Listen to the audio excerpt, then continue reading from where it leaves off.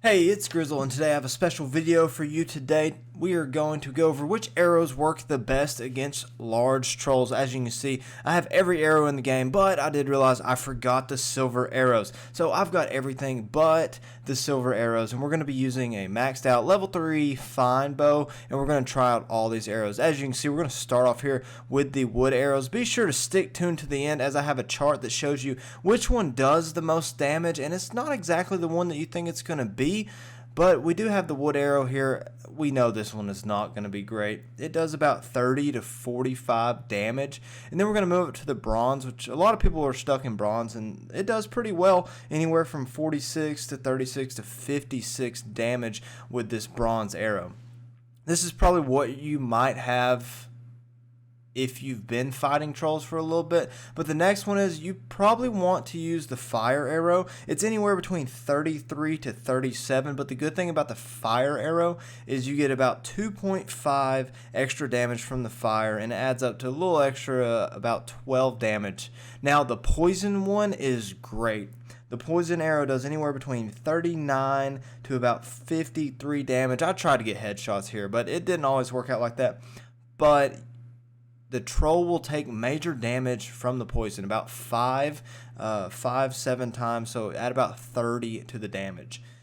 After that, we're going to have the flint arrow after the poison arrow.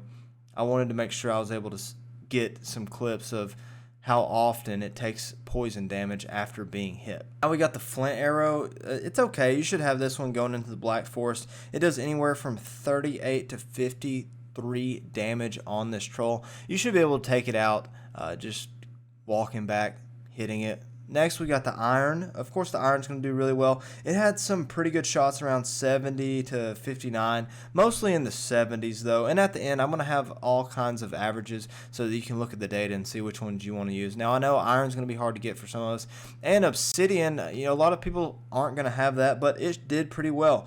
The lowest hit was 56, but the highest was 75, and high 60s, 75 seemed to be consistent with the obsidian arrow.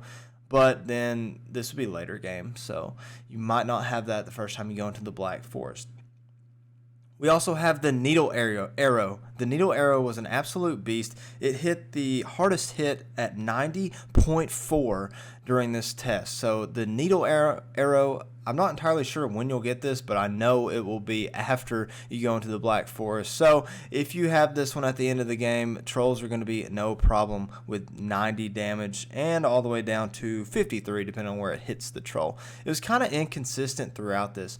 Next, you have the frost arrows. I think the frost arrows were good because it slows them down. It pauses them for a second. But the damage is anywhere between 56 to 80, which is pretty good. As you can see, I dropped this troll right here. He took one to the dome. So there's a lot of data here, and the chart tells us one thing. The wood to the flint arrows, they're kind of all in the same ballpark.